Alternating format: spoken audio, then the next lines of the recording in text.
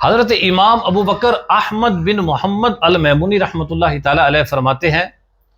کہ مجھے حضرت امام احمد بن حنبل رحمۃ اللہ تعالی علیہ نے ارشاد فرمایا اذا رأیت رجلا یذکر احدا من الصحابۃ بالسوء، کہ تم اگر کسی ایسے شخص کو دیکھو جو اللہ کے نبی صلی اللہ تعالی علیہ وآلہ وسلم کے کسی صحابی کا ذکر برائی سے کرتا ہو تو فاتہمہ علی الاسلام، تو اس کے اسلام پر، اس کے مسلمان ہونے پر شک کرو۔ تو وہ لوگ جو خلیفۃ المسلمین، اسلام کے پہلے خلیفہ حضرت ابو بکر صدیق، اسلام کے دوسرے خلیفہ حضرت فاروق اعظم رضی اللہ تعالیٰ عنہ،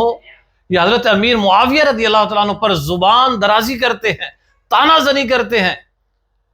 کہیں یہ نہ ہو کہ وہ اپنے زوم فاسد میں اپنے آپ کو بہت بڑا مومن سمجھ رہے ہوں، اور حضرت امام احمد بن حنبل رحمۃ اللہ تعالی علیہ کے فرمان کے مطابق ان کے اسلام میں ہی شک کیا جا رہا ہو۔ حق تو یہ ہے کہ صدیق عمر